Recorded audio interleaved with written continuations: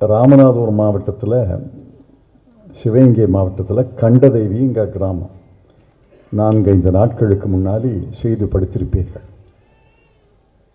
கண்டதேவி கிராமத்தில் சொர்ணமுக்தீஸ்வரர் கோயில்னு ஒரு கோயில் இருக்கு. பழைய கோயில், பெருமை வாய்ந்த கோயில். அந்த கோயிலுக்கு ஒரு தேர் இருந்தது. அந்த தேர் வடத்தை யார் இருப்பது என்று, யார் இழுப்பது என்று பல காலமாக தகராறு. தலித்கள் அந்த தேர் வடத்தை தொடக்கூடாது, இழுக்கக்கூடாது. இது எப்போ? 1965 இல்லை, 2020களில். பல ஆண்டுகள் அந்த தேர் ஓடவில்லை. பிறகு இடையில் ஒரு 10-12 ஆண்டுகளுக்கு முன்னால் ஒரு முறை நம்முடைய காங்கிரஸ் ஆட்சி டெல்லியில் இருந்தபோது ஒரு முறை அந்த தேரை ஓட்ட முயற்சி செய்தோம். அந்த முயற்சி முழுமையாக பலன் அளிக்கவில்லை. இதோ ஓடுனுச்சு, அப்புறம் நின்று போச்சு. பிறகு அந்த தேர் ஓடவில்லை. புதிய தேரை தமிழ்நாடு அரசு தொகை கொடுத்து கட்டி முடிச்சிருச்சு. அந்த புதிய தேருக்கு வெள்ளோட்டம் விட்டாங்க. அந்த புதிய தேருக்கு வெள்ளோட்டம் விட்ட பிறகு 4-5 நாட்களுக்கு முன்னாடி அந்த தேரை இழுப்பது என்று முடிவெடுத்து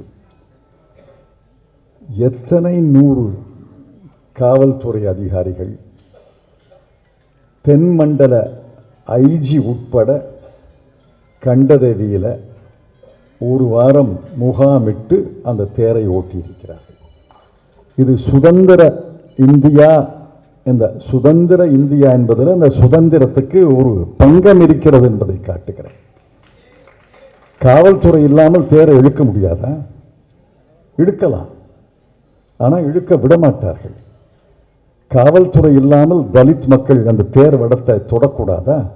தொடலாம், ஆனால் தொட விடமாட்டார்கள். இன்றும் அந்த சமுதாய இழுக்கு இருக்கிறது என்பதை இளைஞர்கள் உணர்ந்து கொள்ள வேண்டும். இந்த சமுதாய இழுக்கினுடைய வரலாறை புரிந்து கொண்டால்தான் இன்றைய நிலையை உங்களுக்கு புரியும். இன்று பெருமளவு குறைந்திருக்கிறது, நான் இல்லைன்னு சொல்லலை.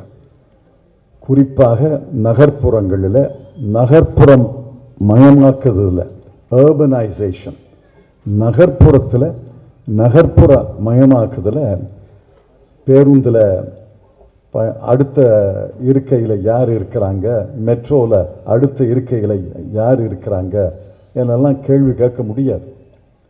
ஆனால் கிராமத்தில், சிறிய நகரங்களில் ஒருவரை பார்த்தாலே எல்லாருக்கும் தெரிஞ்சிடும், இவர் இந்த சமுதாயத்தை சார்ந்தவர், அவர் அந்த சமுதாயத்தை சார்ந்தவர் என்று. ஆகவே இந்த கொடுமைகள் தொடர்ந்து இருக்கின்றன.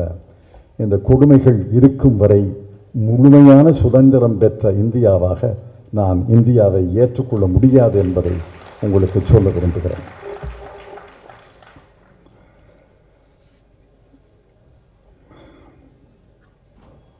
அம்பேத்கர் அவர்கள் அரசியல் நிர்ணய சபையில் கடைசி உரையாற்றுகிறார். அந்த கடைசி உரையில் 3 யோசனைகளை சொல்கிறார். இது அரசியல் சாசனம், என் தலைமையிலே ஒரு குழு அமைத்தது. இந்த அரசியல் சாசனம் சுதந்திர இந்தியாவில், சுதந்திரம் பெற்ற இந்தியாவில் 1947 சுதந்திரம் பெற்றோம். 1949 டிசம்பர் 26 அரசியல் சாசனம் ஏற்றுக்கொள்ளப்படுகிறது. 1950 ஜனவரி 26 அரசியல் சாசனம் அமலுக்கு வரப்போகிறது. இந்த அரசியல் சாசனம் வந்துவிட்டதால் மட்டுமே இந்தியா முழுமையாக சுதந்திர குடியரசாக வந்துவிடும் என்று நினைக்காதீர்கள். 3 காரியங்கள் நடந்தால்தான் இந்தியா முழுமையான சுதந்திரம் பெற்ற குடியரசாக மலரும் என்று கடைசி உரையாற்றுகிறார். கடைசி அவர்தான் பேச்சாளர். என்ன சொல்கிறார்? 1, get rid of the grammar of anarchy. வன்முறையை தவிருங்கள். வன்முறை இருந்தால் இந்தியா சுதந்திர நாடாக, குடியரசு நாடாக மலராது, வளராது, முன்னேறாது. வன்முறையை தவறுங்கள். வன்முறையை தவறுங்கள் என்று சொல்லவில்லை. வன்முறை அதற்கான இலக்கணத்தை தவறுங்கள் என்று சொல்கிறார். ஆக வன்முறை சிந்தனையிலும் இருக்கக்கூடாது, சொல்லிலும் இருக்கக்கூடாது, செயலிலும் இருக்கக்கூடாது. Grammar of anarchy. வன்முறையை தவறுங்கள் என்று சொல்லியிருந்தால் எல்லாரும் சொல்கிற மாதிரி தான். ஆனால் அண்ணல் அம்பேத்கர், மிகப்பெரிய மேதை அம்பேத்கர் சொல்கிறார், வன்முறையின் இலக்கணத்தை தவிருங்கள் என்று சொல்கிறார். அடுத்த யோசனை யாரையும் எந்த மனிதனையும் அங்கே போற்றலாம், பாராட்டலாம். எந்த மனிதனையும் வழிபடாதீர்கள். Avoid hero worship. யாருடைய காலடியிலேயும் உங்கள் சுதந்திரத்தை அங்கே காணிக்கையாக்காதீர்கள். இவர்தான் அவதார புருஷர், இவர்தான் யுக புருஷர், இவர்தான் நான் பயாலஜிக்கல் மனிதன்